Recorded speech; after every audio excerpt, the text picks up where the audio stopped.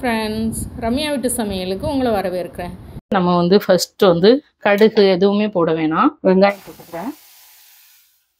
அது கூடவே தக்காளியும் போட்டுக்கிறேன். தேவையான உப்பு போட்டுக்கலாம். வேற எதுவும் போட வேண்டாம். கொஞ்சம் வதங்க விடுவோம்.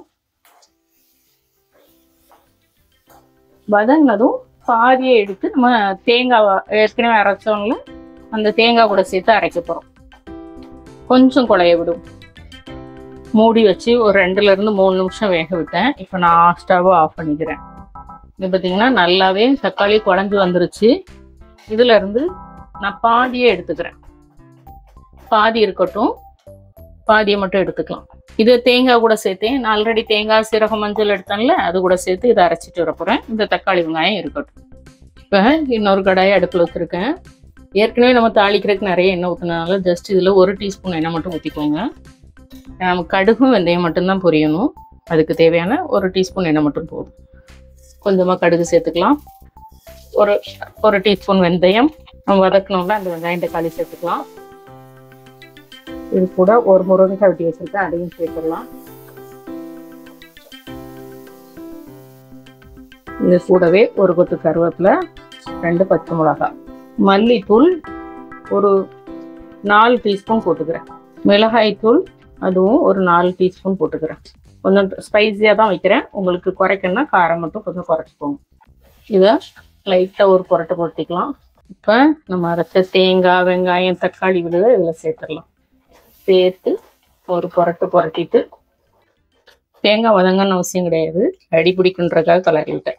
புளி தண்ணி கரைச்சி வச்சுருக்கேன். நான் ஒரு எலுமிச்சம்பழம் சைஸ்க்கு புளி எடுத்து வச்சுருக்கேன். மிக்ஸி ஜாரையும் அலசி தண்ணி ஊற்றிக்கிறேன். உங்களுக்கு தண்ணி எந்த அளவுக்கு வேணுமோ அந்த அளவுக்கு சேர்த்துக்கோங்க. நான் புளியை திரும்ப இன்னொரு தடவை கரைச்சி சேர்த்துக்கேன். இப்போ ஏன்னா முருங்கைக்காய் வேகணும் இல்லையா, அதனால தண்ணி ஊற்றினா தான் நமக்கு நல்லா நின்று வேகும்.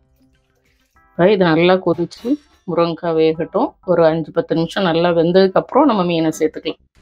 நான் மீன் பாறை மீன் தலையும் வஞ்சர மீன் தலையும் தான் எடுத்து வச்சுருக்கேன், சேர்த்துக்கிறேன். இது மொத்தத்தில் ஒரு 300-350 கிராம் இருக்கும்.